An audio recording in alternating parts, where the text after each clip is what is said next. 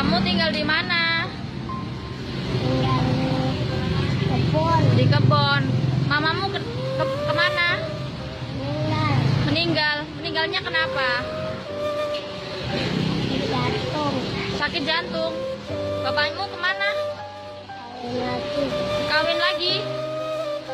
Kamunya nggak tinggal sama bapakmu. Kenapa? Aku diusir dari rumah. Diusir dari rumah. Iya. Kok diusir dari rumah? Nenekmu kemana? Nenek meninggal. Meninggal. Mamamu dikubur di mana? Di mana? Di sini di Kober. Tinggalnya di mana? Kebun. Di kebun. Tinggalnya di rumah. Di rumah apa di mana? Di gubuk. Di gubuk. Pakai kasur gitu, pakai kasur apa? Pakai apa? Tikar. Pakai tikar. Sendiri. Sama siapa? Sama teman apa sama siapa? Nenek. Sendirian. Iya. Terus makannya dapat dari mana? Apa? Dari ini botol-botol ini. Iya. Oh. Sekarung dapat duit berapa itu botol? Sekarungnya dapat duit berapa? Dapat 3.000 sekarung. Oh, 3.000 sama goceng. Oh, jadi 8.000 ya? Ya Allah. Dosa benar.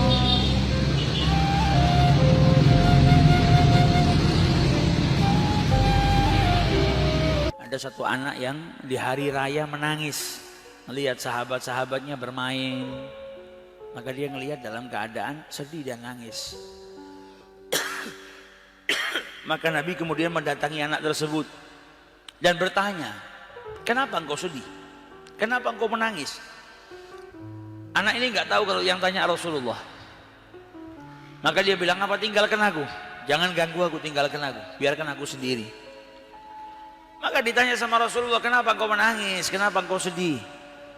Dia bilang, bagaimana saya nggak sedih? Ayah saya telah meninggal dunia, meninggal di salah satu peperangan bersama dengan Rasulullah SAW. Ibu saya kemudian menikah lagi dengan seorang lelaki yang kerjaannya ngambil harta kami. Hartanya peninggalan ayahnya dikuasain sama ayah barunya. Sampai akhirnya saya sekarang dalam keadaan lapar, nggak punya makanan. Pakaian baru nggak punya, pakaian saya cuma pakaian yang lusuh.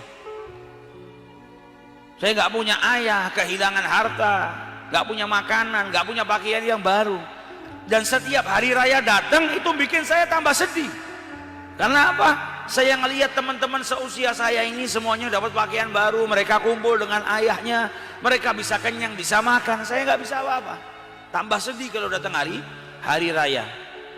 Maka kata Rasulullah SAW, mau nggak kau kujadikan anakku, aku jadi ayahmu. Ini anak belum tahu kalau yang ngajak bicara Rasulullah, masih kecil. Kemudian Nabi bilang, mau nggak kau kuangkat sebagai anak, aku jadi ayahmu, Aisyah jadi ibumu, Fatimah jadi saudara wanitamu, Ali jadi pamanmu, Hasan dan Husain jadi saudaramu. Kaget ini anak, ternyata yang bicara Rasulullah SAW. Maka dia bilang, siapa yang nggak mau ya Rasulullah? Ini sebuah kebanggaan yang luar biasa. Diajak pulang sama Nabi Muhammad, dikasih makan, dikasih pakaian baru, dibahagiakan sama Nabi Muhammad. Sampai anak itu setelah makan, setelah pakai pakaian baru, kembali ke tempat teman-temannya tadi yang sedang main, dalam keadaan wajah yang bahagia luar biasa. Maka teman-temannya bingung, baru saja engkau berdiri di sini dalam keadaan sedih, kok tiba-tiba sekarang kau tersenyum bahagia?